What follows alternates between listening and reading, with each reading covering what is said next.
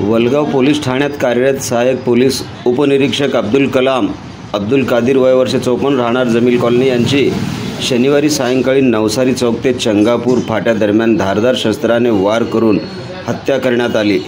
काय आहे ही बातमी संपूर्णपणे जाणून घेण्यासाठी तुम्ही जर NGTV मराठी न्यूज चॅनलवरती पहिल्यांदाच आला असाल तर नक्की सबस्क्राईब करा। नमस्कार, मी बंदगी NGTV मराठी न्यूज चॅनलमध्ये तुम्हा सगळ्यांचं सहर्ष स्वागत करतोय।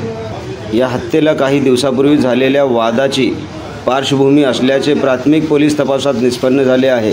या घटनेत 3 आरोपींची नावे निष्पन्न झाली असून 2 जणांना अटक करण्यात आली आहे।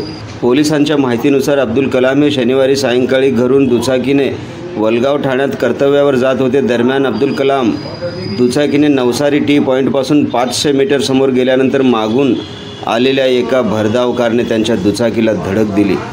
त्यामुळे कलाम यांच्या एका पायाला व शरीरावर अनेक ठिकाणी जखमा झाल्या व ते रक्तबंबाळ स्थितीत रस्त्यावरती कोसळले। मात्र अपघातानंतरही ते जिवंत असल्याचे लक्षात येताच मारेकऱ्यांनी अब्दुल कलाम यांना मुख्य रस्त्याच्या बाजूला घेऊन त्यांच्यावर धारदार शस्त्राने वार केले, असा घटनाक्रम तपासात समोर आला आहे। या अपघातात आरोपीची कारसुद्धा मोठ्या प्रमाणात क्षतिग्रस्त झाली असून 180 अंशाच्या कोनात फिरून अमरावतीच्या दिशेने झाली होती।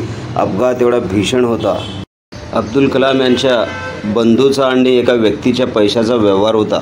या व्यवहारावरून त्यांच्यात गेल्या आठवड्यात काही वाद झाला होता। या वादाची पार्श्वभूमी या घटनेला आहे, असा प्राथमिक अंदाज तपासात निष्पन्न झाला आहे।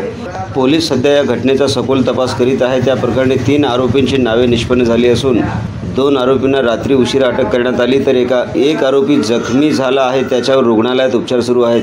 त्यालाही रुग्णालयातून सुट्टी मिळाल्यानंतर अटक करण्यात येईल, अशी माहिती पोलीस उपायुक्त सागर पाटील यांनी दिली।